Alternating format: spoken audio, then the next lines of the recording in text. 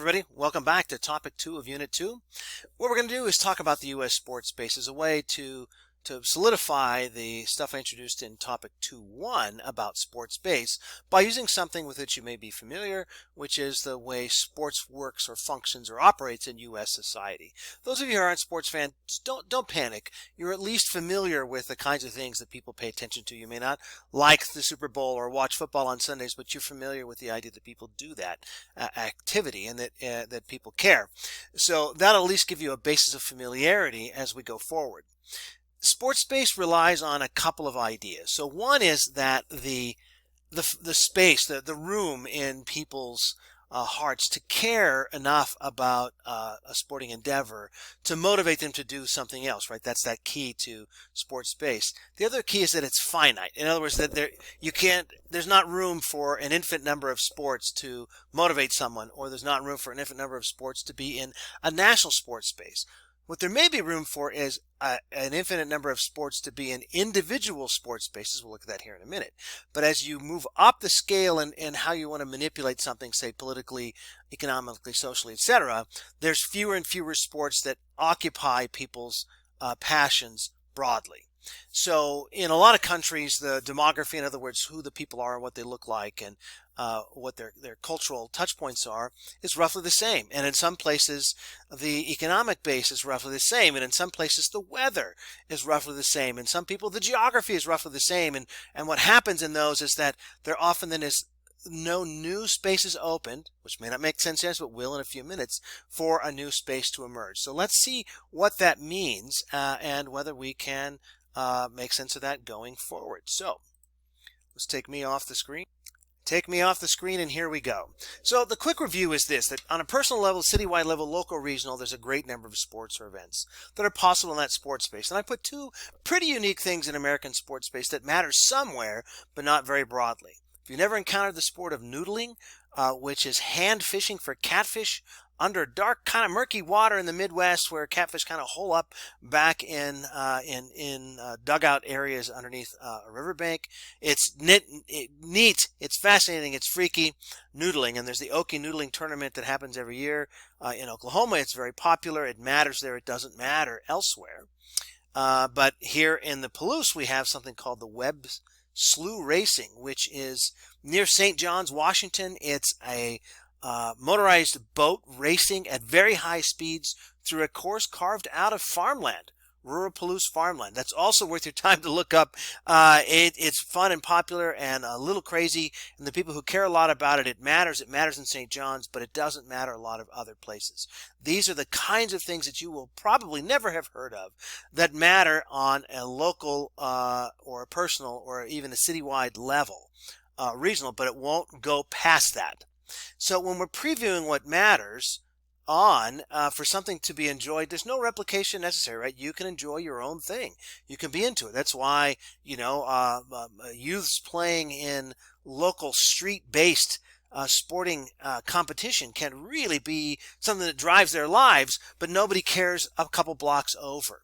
But it doesn't matter if it's just to be enjoyed. But if you're going to use it for other ends, it needs to be replicated. And several of the big American sports aren't replicated very broadly. For example, American football. It doesn't work as a good thing to internationalize. So while it would be in the U.S. national sports space, it won't be in other national sports spaces. Even though there's a few examples of where sports is. This is a picture of one of my alums playing for the recent British women's American football champion team. Shout out to Emily. Good job there. She's going to grad school in Scotland and played on this team. But American football's not played very much, and even where it is played, it's not in more than a local or personal sports space, so you can't use it. So what can be used, and what does that look like? Well, let's start here with the old game in the United States, the grand old game. So baseball in a lot of countries would fill a sports space because baseball spreads, and it spreads broadly. So it spreads particularly through, even though it was a very popular sport in the Northeast before the Civil War, the American Civil War of the 1860s, it's in the 1860s during the Civil War that it spreads. And it spreads in part because Northern troops are marching both westward and southward to fight, and also because prisoner of war camps, either the Northerners being held in Southern camps or Southerners being held in Northern camps, where baseball spreads, and by the time they all go back home, there it is. So that's this one picture here. The portrait is of the Union Army playing in 1862. This cutout here of a larger image from a political cartoon in 1860 represents Abraham Lincoln overcoming some political foes. Excuse me, I had a cough there. But baseball is this national pastime already by that time, at least in the Northeast. And so having the president or presidential candidate playing baseball is something that's understood in political cartoons. So, over the years, then this becomes also a cultural touchstone. Lots of very famous and moving movies and popular culture around baseball. You have Major League Baseball. We had the Negro Leagues for a long time before blacks were allowed to play in the major leagues. Their local and barnstorming leagues were super important through the 10s, 20s, 30s, and 40s. My grandfather was a barnstormer in California back in the day. The AAGBPL was an effort during the war years, World War II years, and after to have women's professional baseball. Minor leagues are really important around the world, so places like Boise and places like Spokane have minor league baseball. The winter leagues, which we'll talk about in a little bit other context in the Caribbean and elsewhere. Stickball and pickup ball, there's a lot of baseball. And in a lot of countries, for example, if you're in the Caribbean, where the demography, the geography, the climate, things don't tend to change very radically over the course of a year, of each 12-month period, you don't need to move on to another sport. But because we have a fairly unique thing in the way our geography and our climate works, you end up with a second sport, because baseball in the winter is not the best in terms of playing outside or enjoying that kind of outdoor sport. So this is an image from the Farmer's Almanac here on the right. That's kind of a famous thing about planting and weather and such. And this just sort of breaks down what weather this year is supposed to look like in 2022, 2023. Most of those places are not conducive to baseball in the wintertime, which opens a space. If you're going to have leisure time, you're going to have a sport that is popular, then you need something else. And in this case, it's basketball, which emerges as the sport. Now, it kind of starts up at a similar time to baseball, but doesn't spread quite as quickly or as fast.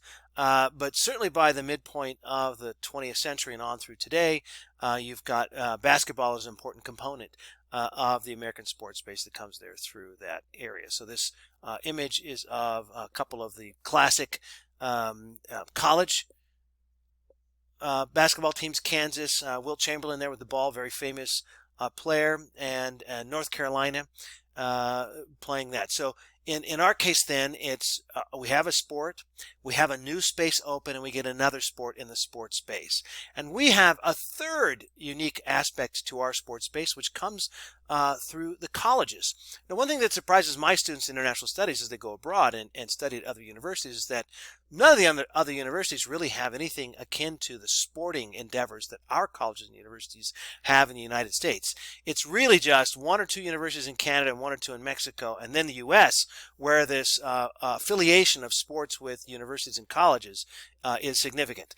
So you've got this picture, then I chose the largest image, is of a recent football game between the Vandals and the Cougs, because it's the college space that begins to push football into the sports space. That's where it grows in its own unique space. It wasn't an important professional sport really until the 70s and 80s, even though the Super Bowl starts in the 60s. If you go to the first Super Bowls, they're listed on here, 1967 and 68. The Green Bay Packers were the champions. Lots of empty seats, lots of opportunities to get a last-minute ticket to the game for a good price. It just wasn't part of the sports space yet. The way it is now, it definitely grows that way. And both our colleges and our pros, and frankly on a local level, the high schools matter the most in the most places. In fact, when I was young, there was still this thing called the College All-Star Game, where it used to be that a group of college all-stars would play the reigning NFL champions, draw up to 100,000 people to go to Soldier Field in Chicago, and on several occasions the college athletes won, and the other games were close, and it's because it didn't pay so well to be in pro football the way it does now, so there are a lot of good athletes who did not continue on to play in the NFL. So this isn't really about the NFL or anything. It's to suggest that we had a unique space, right, that opened up and allowed another space to grow, another sport to grow. So that you end up with baseball, basketball, and football all in the sports space, the national sports space, in ways that matter. And over time, we have had a few other sports that had been in the space, namely boxing and horse racing. So horse racing was attractive both to kind of American elites because of the who owned the horses, what the horses represented, the day at the track, and bettors who came from a wide swath of American culture. Boxing was one that was very important in a lot of places, certainly with immigrant and ethnic groups who would have a champion who would rise up through the ranks, and it could be very important that way.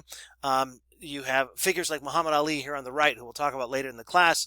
Joe Louis, who's in this image on the left with Max Schmeling. Some very famous bouts in the 30s where the American boxer Louis fighting the Nazi German boxer Schmeling. You have as much as 70% of the U.S. population listening on the radio.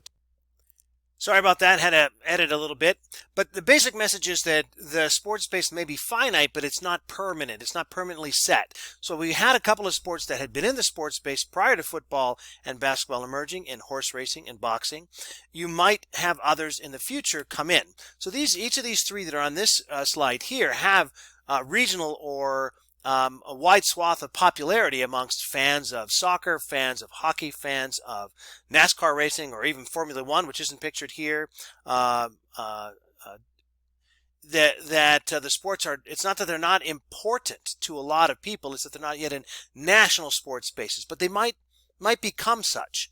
But what we really do have, in a different way than what we've talked about so far, is events being in the sports space. So in this case, regardless of what's being competed in the Olympics, whether it be winter or summer, we as collectively as Americans, sports fans, have the Olympics in the sports space. We may not care about figure skating in the course of a year, or the course of 3.5 years, but in that fourth year, or the end of that, the 1 month in the fourth year where figure skating is the Olympics, we do care.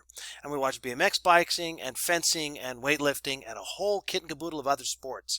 Same thing in the Winter Olympics. Similarly, many people who are not soccer fans in a day-to-day or week-to-week or month-to-month or season-to-season fashion do pay attention to the World Cup. So you got an article with this topic. It's about Women's World Cup soccer, and it might suggest that women's soccer is in the space, but I would argue that it's not. That it's the Women's World Cup that's in the space, and it's that event-based fandom that brings it. So that kind of is akin to this idea that the weather or universities open a new space. In this case, it's an international competitive popular event that opens a space.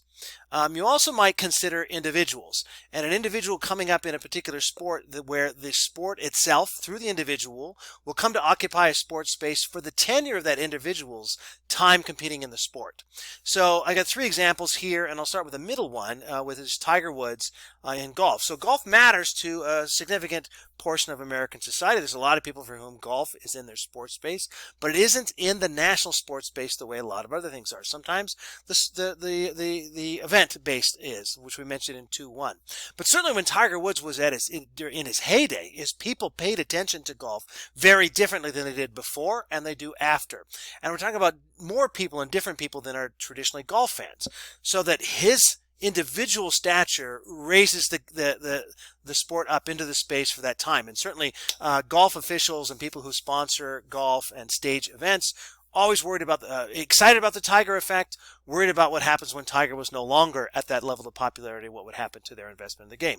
Similarly with Serena Williams in tennis, and through most of your lifetimes, she's the GOAT. She's an incredible athlete that transcends tennis itself, and a lot of people paid attention to tennis because Serena was involved. And as she retires here towards the end of 2022, the question is whether someone else will emerge who will retain that popularity. On the right, you have Arthur Ashe, who, if you don't know who Arthur Ashe is, you should stop this lecture right now, hit pause, go look him up, and see how he mattered to sport, to international politics with South Africa, to the rights of black people in the United States, to health, HIV, AIDS, heart disease, a whole host of things. This is Batman of all Oh man, he is way up there at the top.